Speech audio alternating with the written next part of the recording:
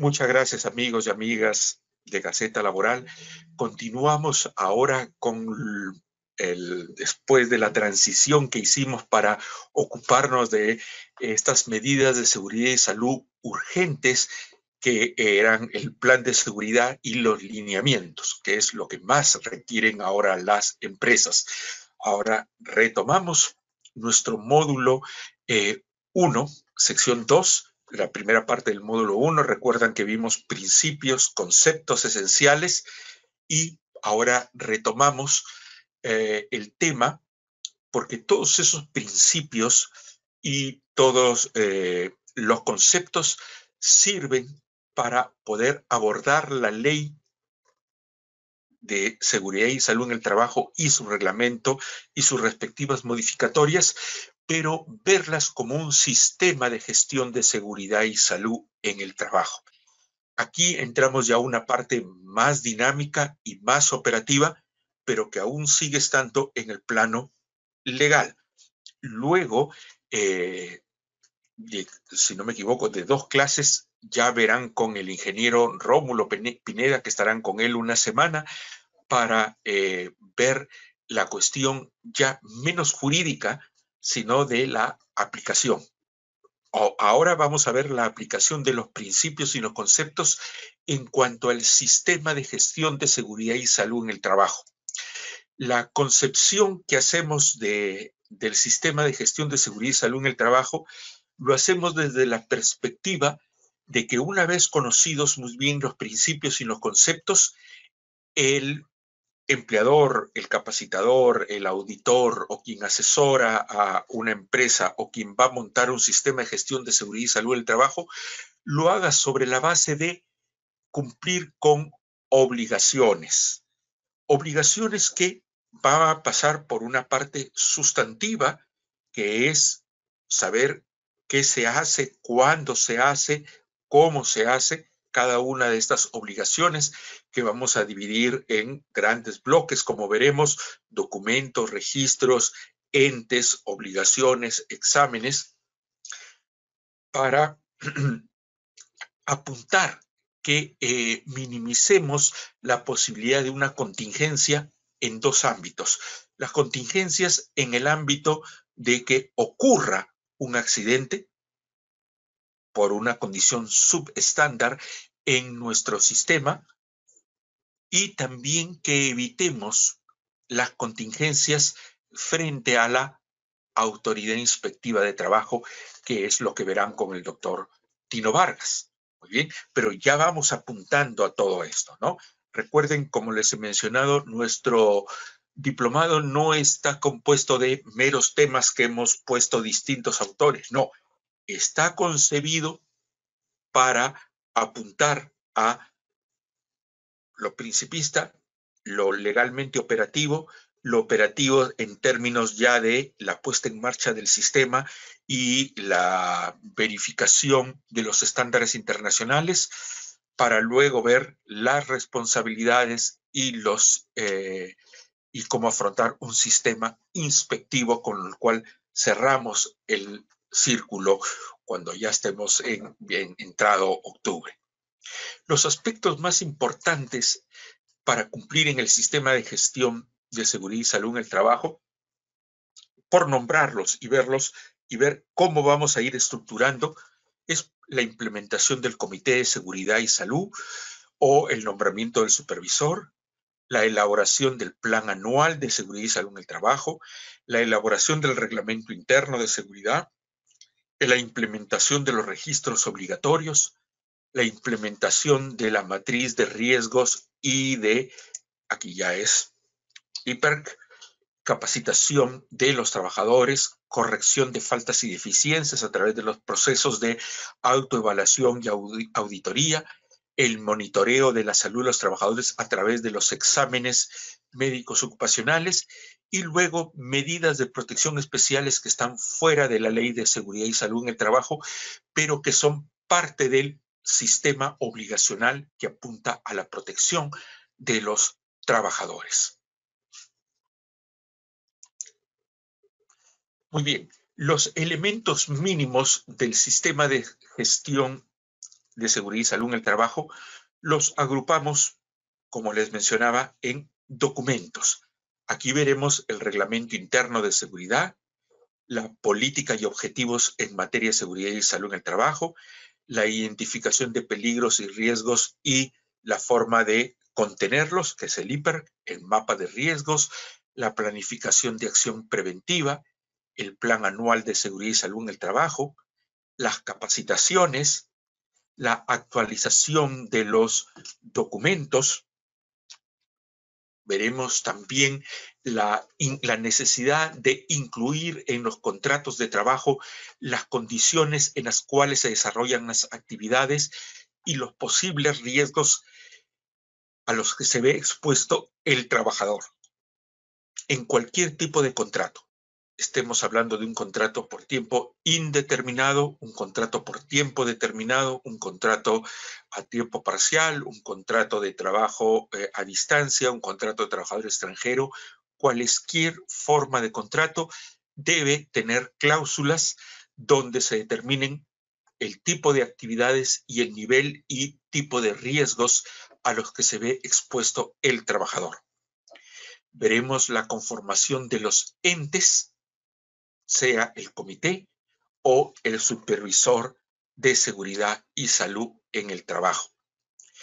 Dentro de los registros, veremos con detalle el registro de accidentes de trabajo e incidentes, el registro de enfermedades ocupacionales, el registro de exámenes médicos ocupacionales, el registro de monitoreo de agentes físicos, químicos, biológicos y factores de riesgos ergonómicos, el registro de inspecciones internas de seguridad y salud en el trabajo, las estadísticas, el registro de equipos de seguridad y emergencia, los registros referidos a la inducción, capacitación, entrenamientos y simulacros de emergencia, y luego veremos las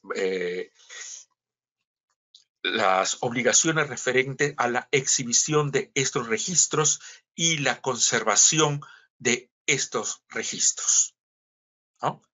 Recordando que las empresas con más de 20 trabajadores, donde hay exigencias mayores, veremos obligaciones como la de implementación de registros según necesidades de la empresa, la constitución del Comité de Seguridad y Salud en el Trabajo y la elaboración del Reglamento Interno de Trabajo.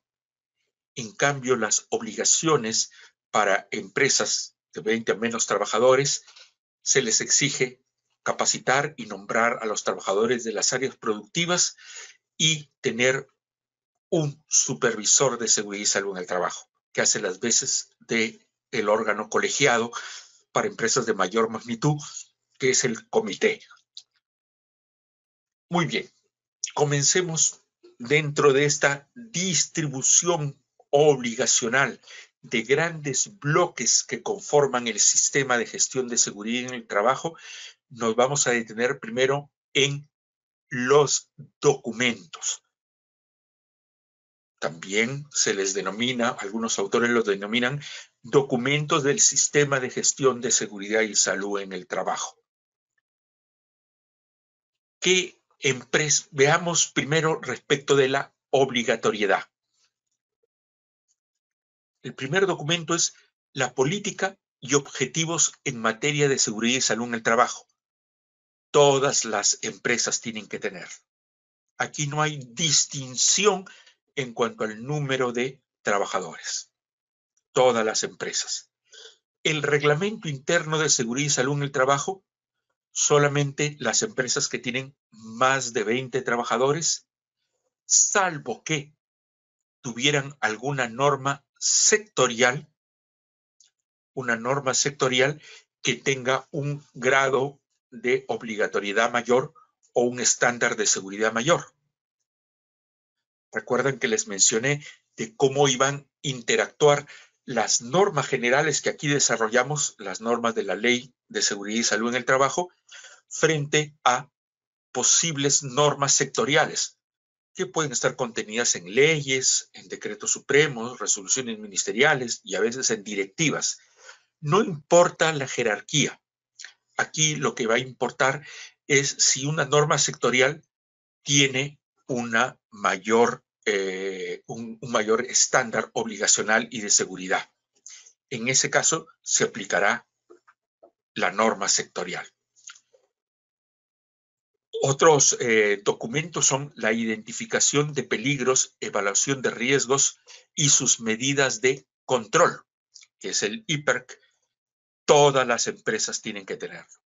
El mapa de riesgo, todas las empresas. La planificación de la actividad preventiva, todas las empresas. El programa anual de seguridad y salud en el trabajo, todas las empresas. Quiero insistir mucho en esto porque a veces nos parece poco práctico que empresas que no realizan actividades comúnmente concebidas como de riesgo, construcción, minería, ¿no? Normalmente los que estamos en empresas de servicios de carácter administrativos, partimos de la idea equivocada de que aquí no hay riesgo o que el riesgo es mínimo y que todo esto que me piden es una sobrecarga laboral o de costos para la empresa. Bueno, partimos de una idea equivocada, porque ya hemos visto las ventajas que tiene la proyección que el empleador haga, no en términos de cumplir meramente una obligación y cuánto le cuesta, sino cuánto gana instaurando un sistema de seguridad y salud en el trabajo. Esa es la perspectiva. Cuánto se gana, ni no cuánto me cuesta. Pero les decía que insisto en detallar todo ello porque muchas empresas que tienen pocos trabajadores, 10, 15, y sobre todo aquellas que no desarrollan actividad comúnmente llamada de riesgo, pasan de largo por estas obligaciones y luego vienen los problemas con las contingencias inspectivas y, cuanto no, las contingencias en términos indemnizatorios que son enormes, ¿no?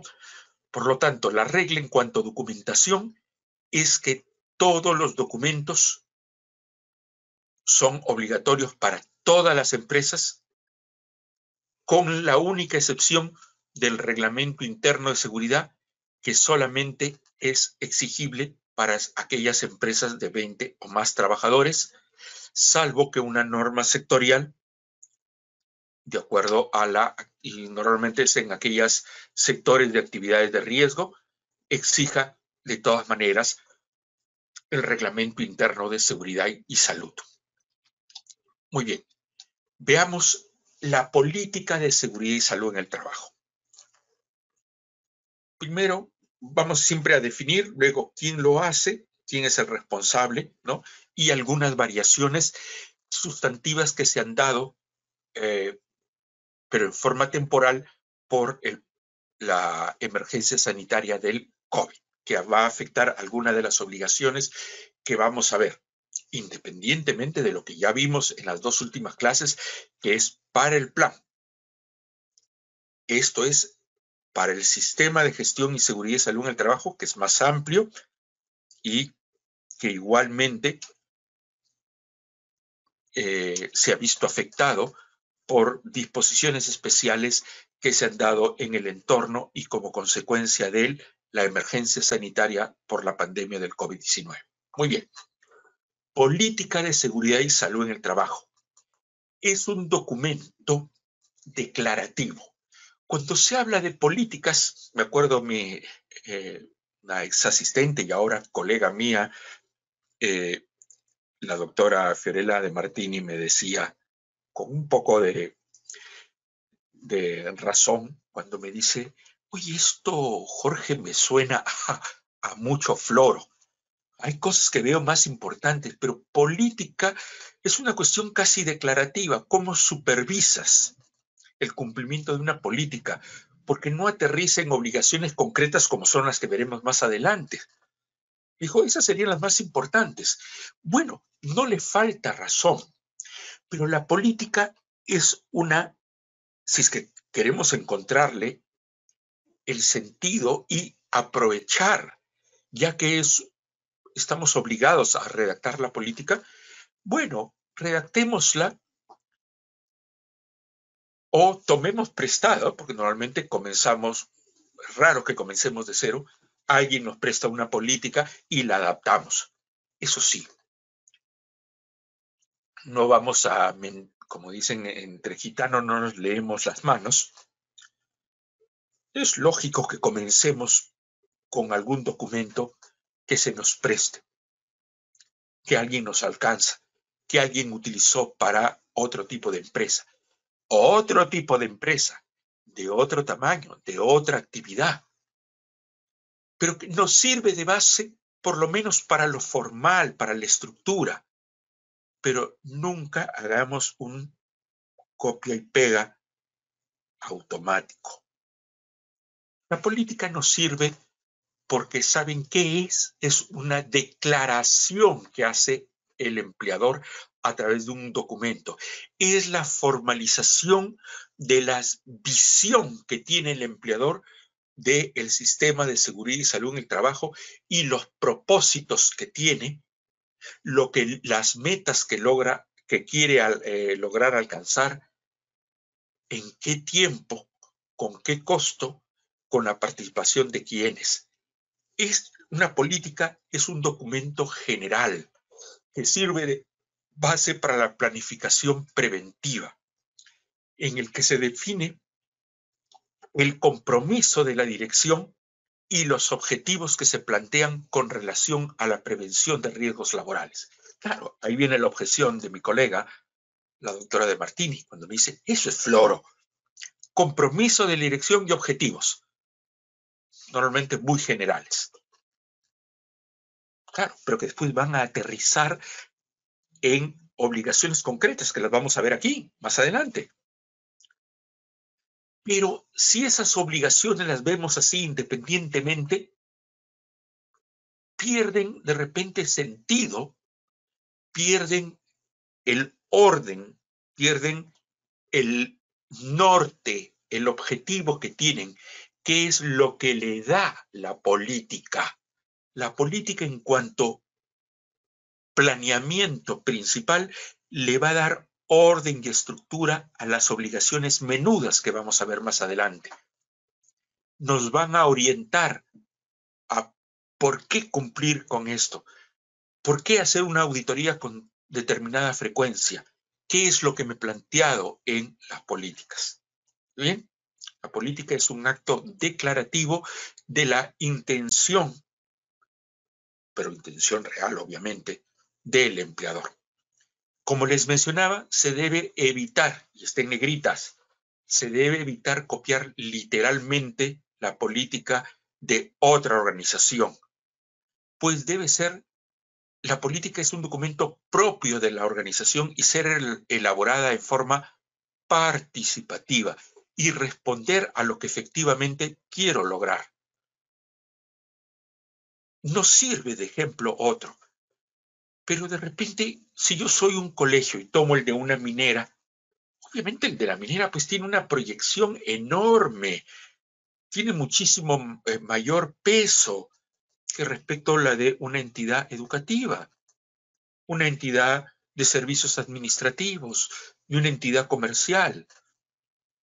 Entonces, la copia literal es absurda. El contenido mínimo de esta política es en que debe tener esta declaración en cuanto a la especificidad de la organización, apropiada al tamaño de la organización y a la naturaleza de las actividades. Ser concisa, redactada con claridad, estar fechada y firmada por el empleador o sus representantes. Debe ser difundida y fácilmente accesible para todo aquel con legitimado, trabajadores, representantes de los trabajadores, socios comerciales y por supuesto cualquier autoridad con competencia. Debe estar actualizada. Que mi política, no, es que la política la hice cuando todavía no teníamos la expansión y nomás teníamos el área fabril y no el área comercial. No, pues tiene que estar actualizada, ponerse a disposición de terceros. Como les decía, ¿quiénes son terceros externos a la empresa? Socios comerciales, proveedores, empresas con las cuales tenemos relaciones comerciales, autoridades competentes. Responsabilidad, muy importante. ¿Quién la hace?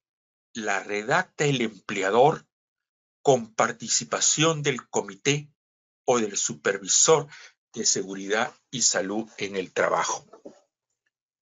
Muy bien. Está bien. La elabora es obligación del empleador.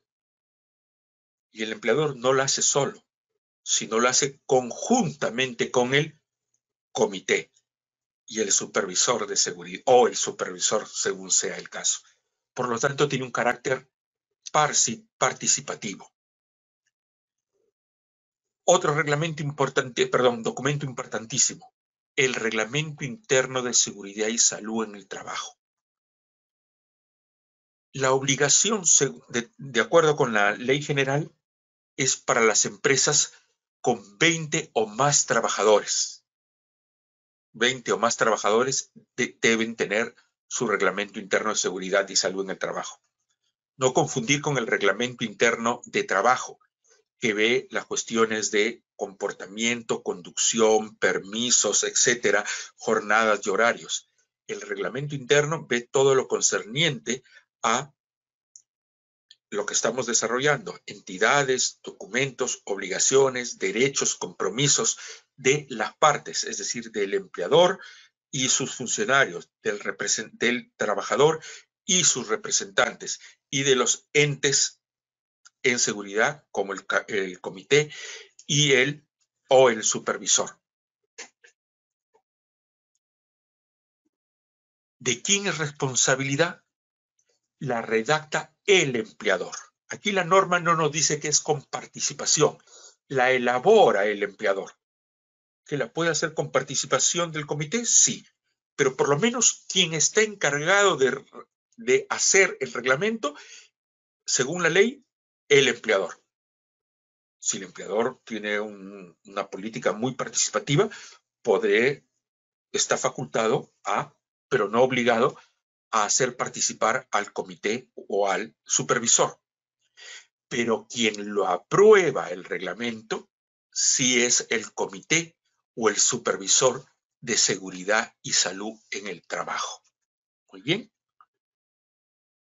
Tengan en cuenta que hay diferencia en cada documento respecto de quién o quiénes lo hacen y quién lo aprueba. Para efectos de determinar los 20 trabajadores para ver si estamos obligados a tener el reglamento interno de seguridad, se consideran trabajadores a todas las personas con las que el empleador mantiene una relación de trabajo. La cantidad de trabajadores se considera por el total de la empresa. Es decir, si tiene varios centros de trabajo, sean sucursales, anexos, unidades productivas, destacamentos, obras, etcétera, se sumarán los trabajadores de todos estos para llegar al número indicado en la norma de 20. Por lo tanto, se consideran trabajadores sin distinción de la duración del contrato, sean permanentes o temporales, es decir, con contrato modal. Sin distinción de la jornada, sea a tiempo completo o a tiempo parcial, sin distinción de la categoría, sean obreros o empleados, sin distinción del rango o la calificación, sean trabajadores comunes, de confianza, de dirección, ejecutivos, etcétera, como querramos llamarlos en la empresa. Sin distinción de la nacionalidad, sean trabajadores nacionales, contratados bajo contratos de trabajador extranjero o como migrante andino. Todos ellos se consideran para determinar los 20 trabajadores. ¿Qué contiene el Reglamento Interno de Seguridad y Salud en el Trabajo? Aquí también es válido lo que les dije de las políticas. Muy raro es que comencemos de cero. Pero obviamente un reglamento de seguridad y salud del trabajo en industria o en pesquería o en minería será muy distinto que el de una empresa comercial o de una empresa industrial. Si soy industrial, me conseguiré, entre comillas, por lo menos de la misma actividad, industria, es decir, transformación, ¿no? Y ya lo adecuaré. De repente uno es de industrias de confección de calzado, yo soy de confección de uniformes, es decir, textiles. Algo habrá parecido, me servirá de base y ya mi prevencionista o mi personal capacitado se encargará de elaborarlo, ¿no? El contenido del Reglamento Interno de Seguridad y Salud del Trabajo, la ley nos da la estructura. Como decíamos en el plan para el COVID, nos da el esqueleto, ¿no? Objetivos y alcances. Liderazgo, compromisos y la política de seguridad y salud. Atribuciones y obligaciones del empleador. Las atribuciones y obligaciones de los supervisores o del Comité de Seguridad y Salud en el Trabajo. También la de los trabajadores y la del empleador que les brinda estos servicios si lo hubiera. ¿Cuáles son los estándares de seguridad y salud en las operaciones? Pueden ser externos, para eso puedo utilizar los famosos OSHAs, ¿no? O los que mi prevencionista disponga de utilizar como estándar de seguridad. Estándar de seguridad y salud en los servicios y actividades conexas, además de las actividades principales. La preparación y respuesta para emergencias. ¿Bien? En las normas sectoriales, sobre todo minería, construcción, industria, pesca, electricidad, hay una mayor especificidad del contenido del Reglamento Interno de Seguridad y Salud en el Trabajo. Y es lógico que así sea en la medida de que son actividades que entrañan un mayor nivel de riesgo. Además de elaborar el reglamento interno por parte del empleador y que lo aprueba comité y supervisor, ¿recuerdan? Hay que ponerlo en conocimiento de los trabajadores. No se trata de que logre el mejor reglamento, eso no tiene ningún valor si es que no lo transmito a los trabajadores.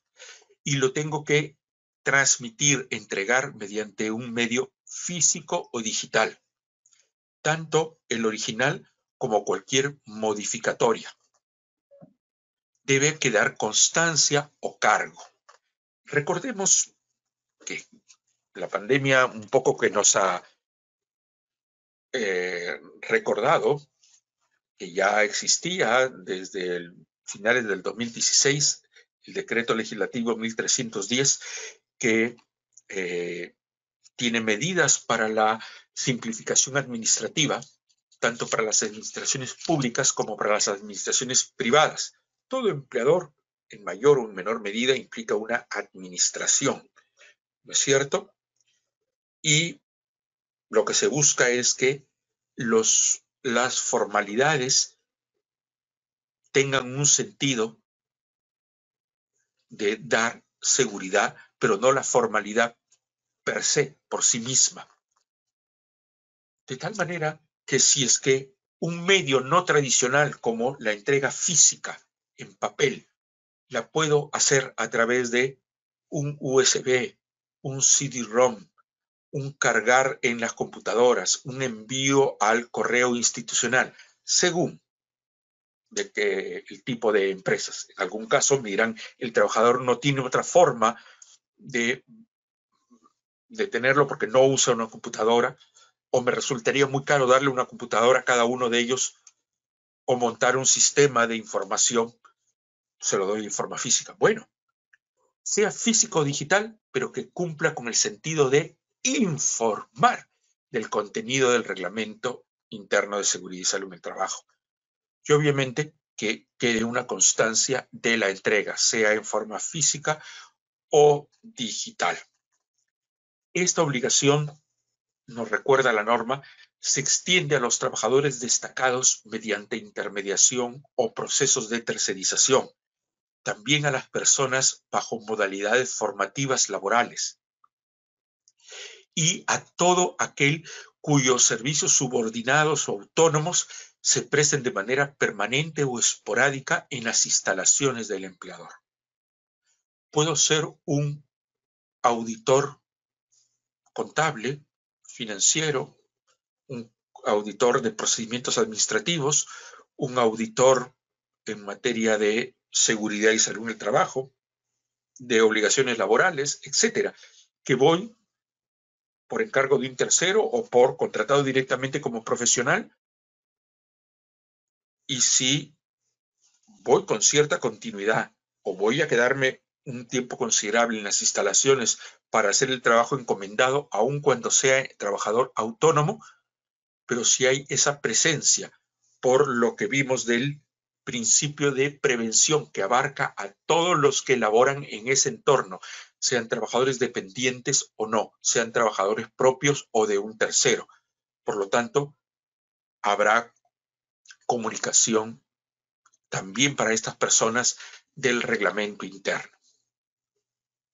Esto es lo que les mencionaba, que el decreto legislativo 1310 nos permite la entrega de documentos laborales, dentro de ellos el Reglamento Interno de Seguridad y Salud del Trabajo, a través de medios digitales. Muy bien. Veamos otro documento importantísimo. Lo que originalmente era el IPER, Identificación de Peligros y Riesgos, que se ha transformado ahora en el IPRAC. Veamos. Como antecedentes, recordemos que a partir de lo dispuesto en la Ley de Seguridad y Salud del Trabajo, el empleador actualiza la evaluación de riesgos una vez al año como mínimo, o cuando cambien las condiciones de trabajo o se hayan producido daños a la salud y seguridad en el trabajo, o cuando recién inicia actividades.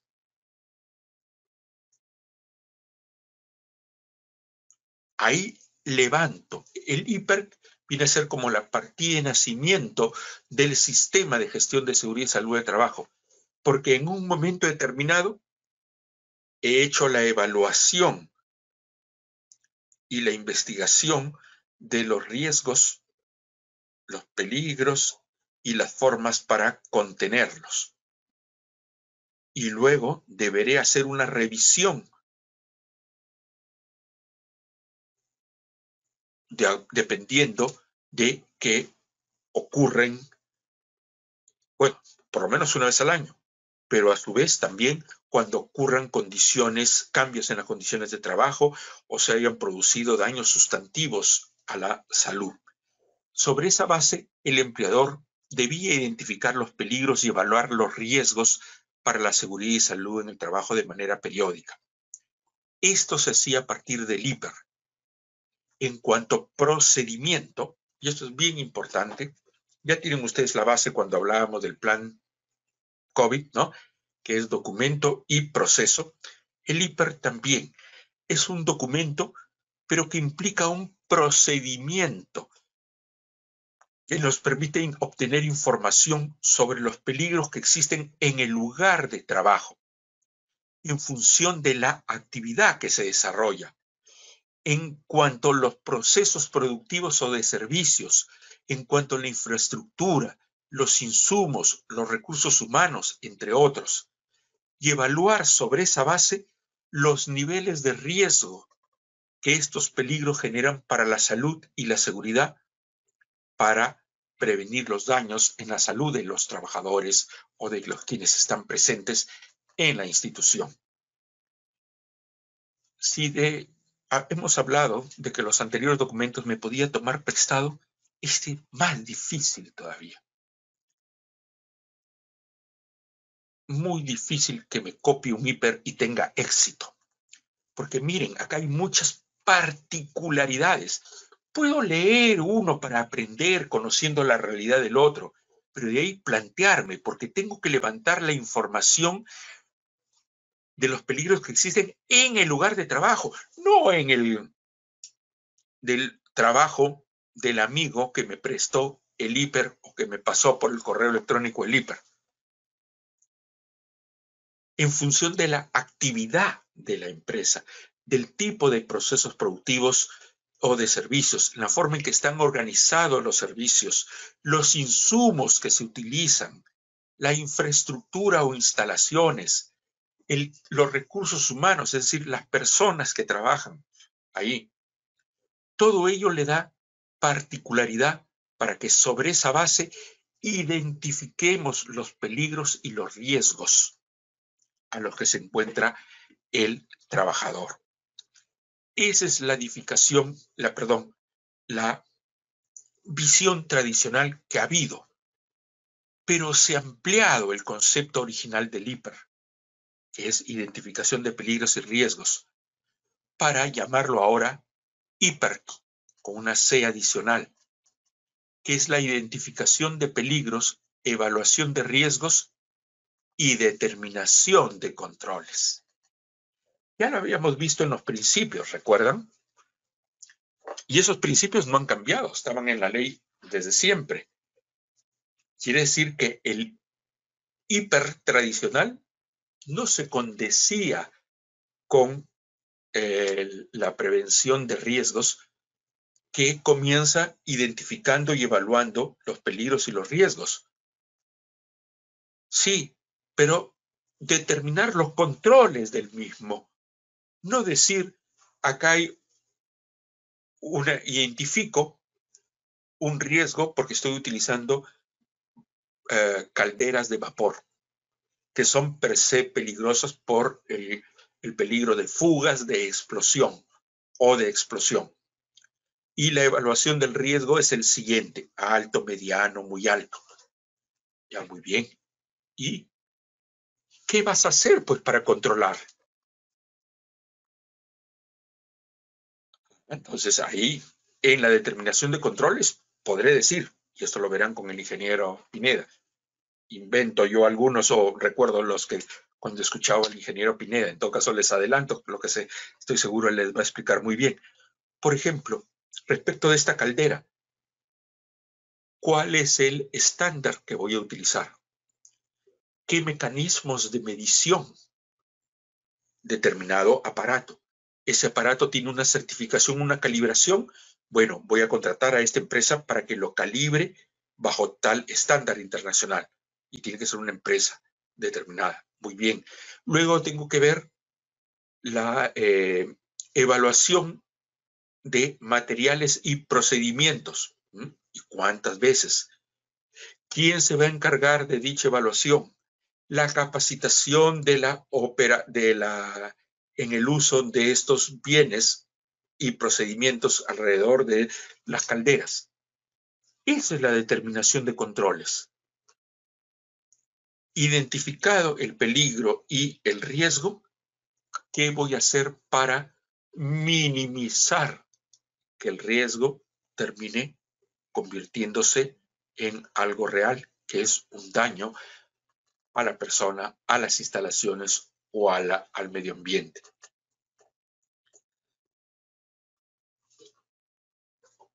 Esa es la principal modificación, ¿no es cierto? Ahora, se recoge expresamente el mandato legal de su revisión anual. Eso sí, no se ha modificado. El artículo 57, que nos plantea por lo menos la revisión anual. Por lo menos, porque ya hemos visto que se puede modificar cuando hayan cambios en los procedimientos, insumos o se hayan producido incidentes o accidentes notables. Se deben señalar todas las actividades de cada puesto y las emergencias que puedan darse por el desarrollo del trabajo. Deben contener también las condiciones de trabajo y la posibilidad de que el trabajador resulte sensible a determinados riesgos. A su vez, el IPER debe incluir medidas de protección para los trabajadores que requieran protección especial, como los discapacitados, adolescentes, madres trabajadoras, entre otros. Se deben incluir enfoques de género, ya me he referido a qué se entiende por género. El resultado de la evaluación de todos los tipos de riesgo, evaluación constante. El resultado de las investigaciones de accidentes y enfermedades. El proponer medidas de control de acuerdo con los artículos 21 y 50 de la ley, que están referidos el primero a las medidas de prevención y protección del sistema de gestión de seguridad y salud en el trabajo, y el 50, el segundo que mencionaba, referido a las medidas de prevención que están facultadas a que el empleador ejecute como entidad que lidera o como ente que lidera el sistema de gestión de seguridad y salud en el trabajo. ¿Quién elabora el IPERC? ¿No? La elaboración implica, o más que quién, perdón, refirámonos a la elaboración, consiste en la ubicación de los peligros presentes en el lugar de trabajo sobre la base del estudio de línea base, por eso les decía que es el acta de nacimiento del sistema, y luego evaluar el riesgo que conlleva cada uno de ellos y cuáles son los medios de control de estos riesgos. La utilidad consiste en que la evaluación permanente de los riesgos en función de las probabilidades y consecuencias de cada riesgo catalogados en base al impacto que tenga sobre la seguridad y salud en el trabajador debe ser establecida en una línea base y luego evaluada constantemente, por lo menos una vez al año según la ley de seguridad. Si un estándar nos establece una periodicidad menor, aplicamos ese estándar. Responsabilidad. ¿Quién lo elabora? Lo elabora el empleador con participación del Comité de Seguridad o el supervisor. Lo elaboran conjuntamente, elaborado por el empleador con participación del Comité de Seguridad y Salud en el trabajo. La actualización les había mencionado que es algo muy importante, porque el IPERC, aquí he omitido, perdónenme.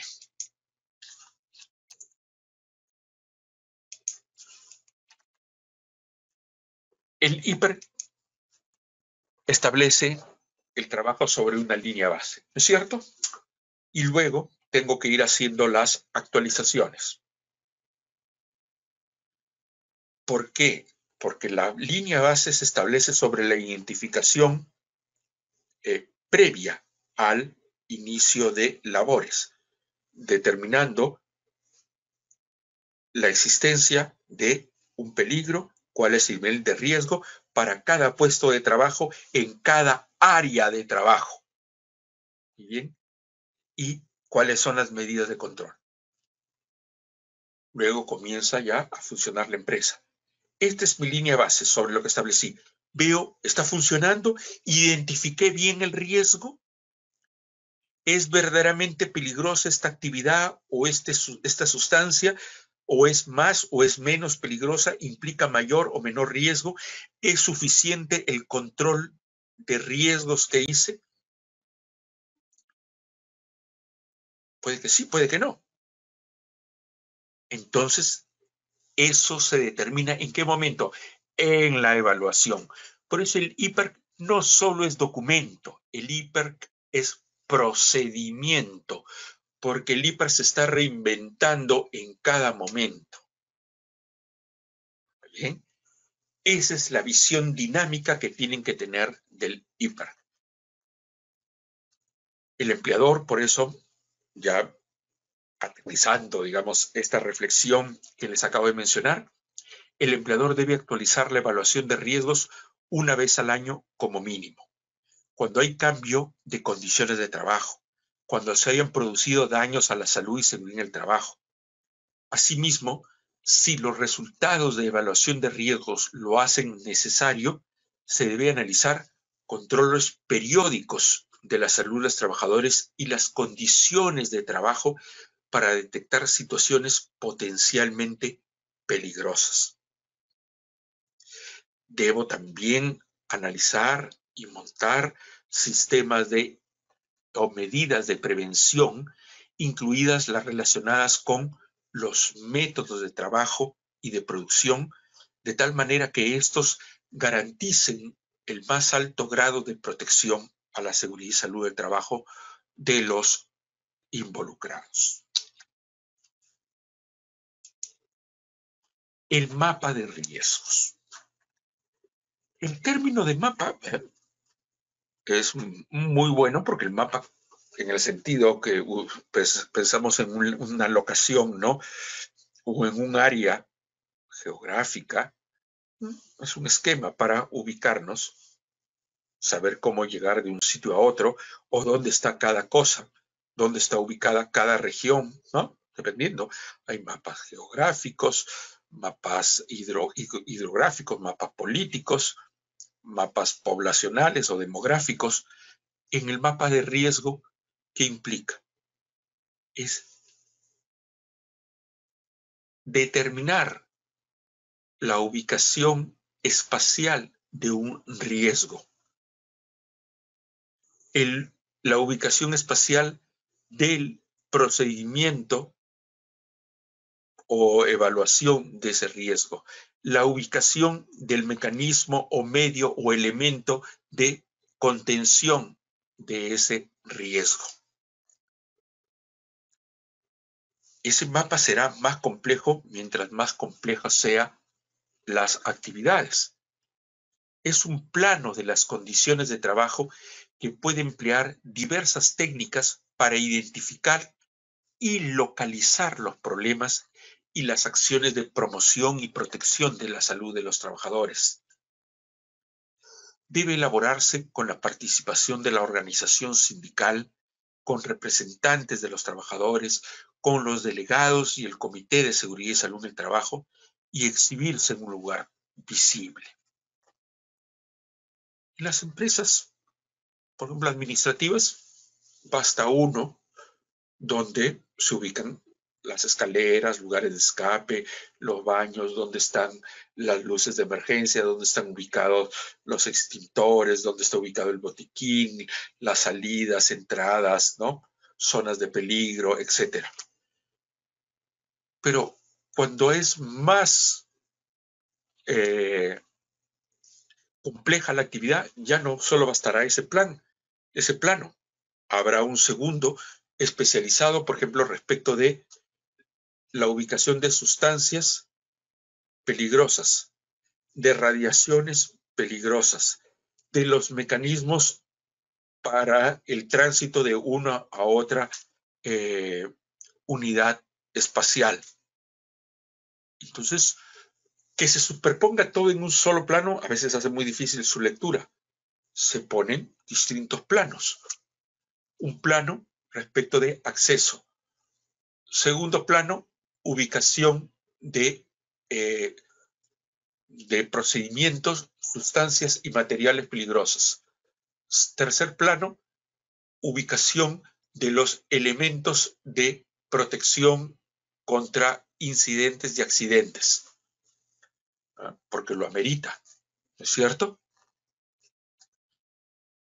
¿Cómo se pone? Ahora hay empresas que los montan en pantallas táctiles y puedo pasar de un plano a otro tipo de plano o mapa. O puedo utilizar el impreso característico, ¿no? La cosa es que cumpla su función. ¿Responsabilidad de quién es? Es redactada por el empleador con participación del Comité de Seguridad y Salud de Trabajo o del Supervisor de Seguridad y Salud en el Trabajo. Lo hacen conjuntamente, lo aprueban ellos mismos. Otro documento, planificación de la actividad preventiva. Es A veces los nombres nos confunden, parece que se repitieran uno u otro. Hay que hacer una lectura fina, como se menciona, de la letra chiquita. Es un documento elaborado por el empleador y que es aprobado por el comité o el supervisor. Elaborado por el empleador y aprobado por el comité. ¿Y qué implica?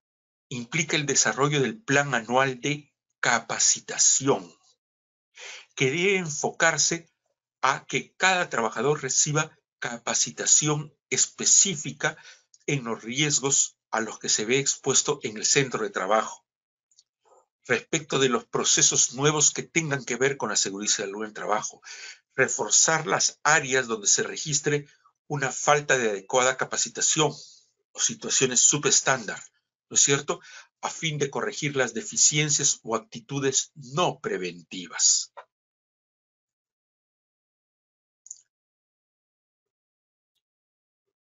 Recordemos que cuando hablamos del principio de prevención tenía como base la información y la capacitación. Por eso es que el plan, la planificación de la actividad preventiva no es otra cosa que un plan anual en lo que se va a capacitar a los trabajadores. Capacitaciones obviamente en seguridad y salud en el trabajo, en todo el sentido. El programa anual de seguridad y salud del trabajo. Este se parece mucho al anterior. El anterior es un programa anual, pero de las capacitaciones, nada más. El programa anual de seguridad y salud del trabajo contendrá capacitaciones y contendrá todo lo demás, que es, por ejemplo, la evaluación de las funciones del comité o del supervisor, la realización de auditorías, la realización de capacitaciones a los trabajadores, la revisión del IPERC, ¿no? Todo ello implica el plan anual. Es decir, ¿qué es lo que voy a hacer durante el año en materia de seguridad? Este es más general. El anterior es solamente plan anual de capacitaciones. El plan anual es el conjunto de actividades de prevención en seguridad y salud en el trabajo que se establece en la organización o el servicio o empresa que se debe ejecutar durante el año. Es elaborada por el empleador y lo aprueba el comité o el supervisor de seguridad. Se dan cuenta que en algunos casos hay realización conjunta, a veces realización de uno, pero lo aprueba el otro. En este caso, lo elabora el empleador y lo aprueba el comité o el supervisor, según sea el caso.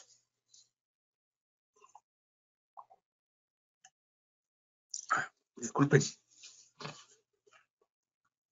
Vamos a ver. Ahora, sistema de gestión de seguridad y salud del trabajo en cuanto a registros. Los otros son los documentos que son parte del sistema de gestión. Ahora veremos los registros que son parte del sistema de gestión. Disculpen. Hay una falla de ergonomía. Se me baja cada rato la silla. No es que esté muy pesadito, sino que la silla ya está un poco usada. Tengo que cambiarla, sí. No me duran más de 4 o 5 años las sillas. Esta la compré en el 2016, supuestamente con las mejores referencias, pero ya comienza a bajarse. Pero bueno. Registros. El empleador debe implementar los registros de seguridad y salud en el trabajo que pueden ser llevados por medios físicos o electrónicos, felizmente. Deben estar actualizados y a disposición de los trabajadores y de la autoridad competente, respetando el derecho a la confidencialidad. ¿Qué registros tenemos? Registros de accidentes de trabajo, enfermedades ocupacionales, incidentes peligrosos y otros incidentes, registros de exámenes médico-ocupacionales, registro del monitoreo de agentes físicos, químicos, biológicos, psicosociales y factores de riesgo disergonómico, el registro de inspecciones internas de seguridad y salud en el trabajo, registros de estadísticas de seguridad y salud en el trabajo, registros de equipos de seguridad o emergencia, registros de inducción, capacitación, entrenamiento y simulacros, y registro de auditorías. Parece un exceso, ¿no? Bueno, pero felizmente que, como les digo, hay un sustento electrónico y nos lo ha dado el Ministerio de Trabajo también, ¿no? Y los tienen ustedes también en los materiales. Los registros aparecen en formato físico, pero todos esos se pueden digitalizar y llevarlos en esa forma inclusive en los materiales están como tales, también en su versión electrónica, que son formatos Excel. Es un archivo Excel con varias, no recuerdo el término exacto que le llaman estas pestañas, ¿no? Donde uno va abriendo y se abre cada registro en particular dentro de un gran archivo.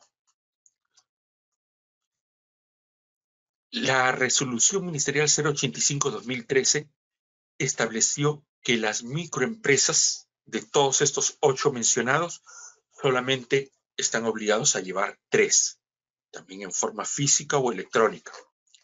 El registro de accidentes de trabajo, enfermedades ocupacionales, incidentes peligrosos y otros incidentes, incluyendo la investigación y las medidas correctivas que se tomen respecto de la ocurrencia que se haya presentado. En segundo lugar, el registro de exámenes médicos ocupacionales y, en tercer lugar, el registro de inspecciones internas de seguridad y salud en el trabajo. En pequeña empresa ya no son 3, son 5.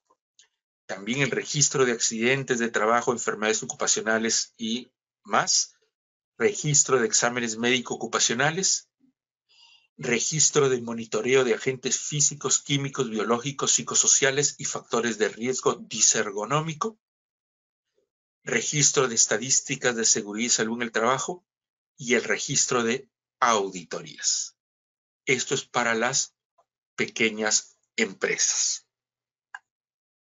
Muy bien.